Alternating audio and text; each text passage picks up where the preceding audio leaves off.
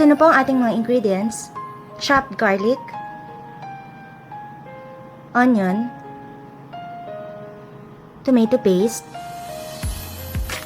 fingered chili or siling haba, cracked peppercorn, bay leaf or dahon ng laurel, vinegar, soy sauce, saging na saba,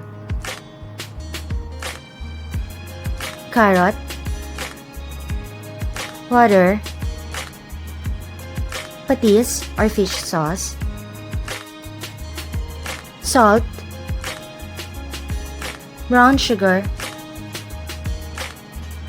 ang ating main ingredient, ang chicken, cutted into medium size, and of course, gagamit tayo ng oil. So guys, simulan na natin ang pagluluto. Okay, nagpainit na tayo ng oil sa ating pan. Now, lagay na natin yung garlic.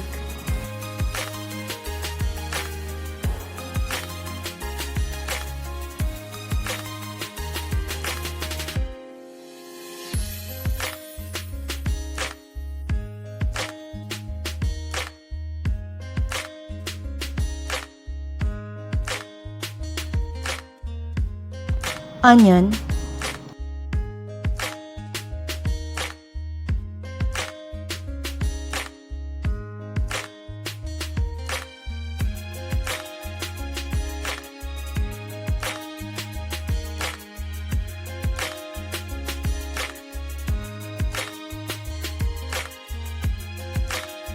now, lagay na natin yung chicken.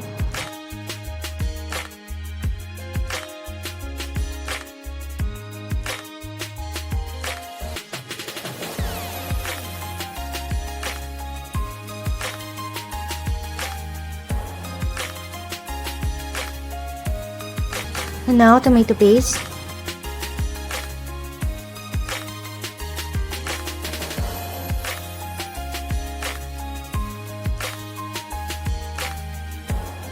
Sinasabay pa natin sa pagsusute ito upang malesen yung asim ng ating tomato paste.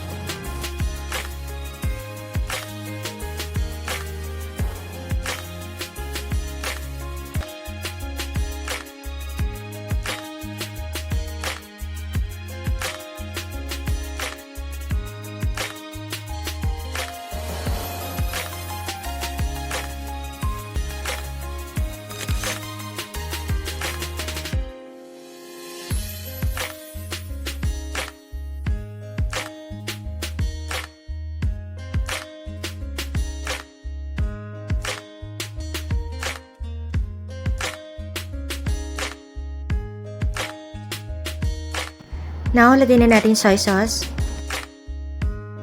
cracked peppercorn,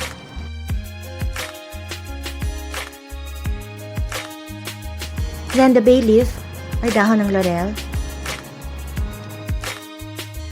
fingered chili or siling haba, salt,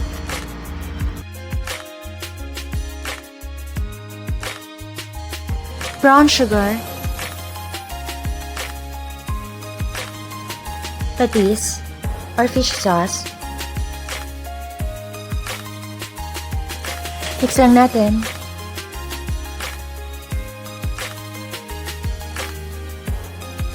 Guys, don't forget, sa pagluluto, lalagyan po lagi natin ng pagmamahal.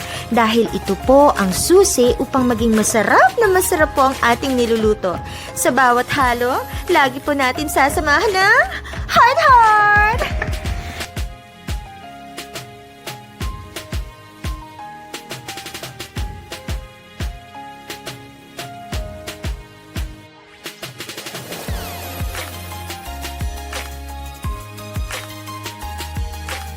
And now, lagyan na natin water.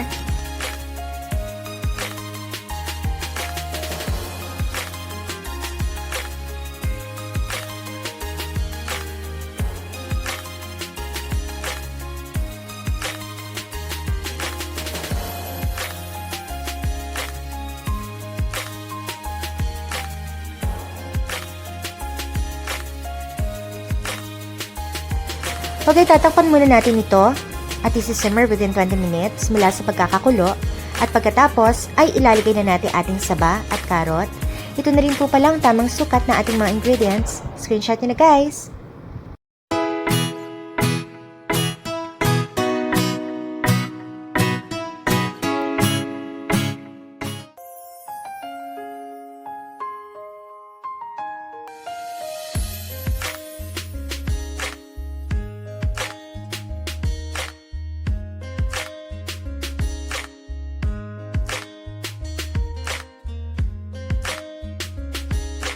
Lagay na natin yung karot.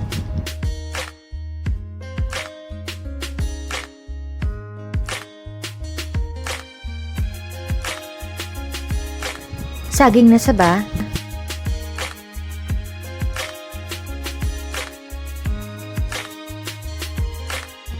Vinegar.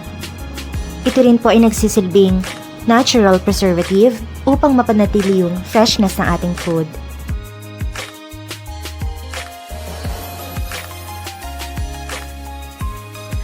Okay, muli natin ito simmer for another 5 minutes hanggang sa malutong ating saba at karot at pagkatapos ay itatransfer na sa isang serving plate.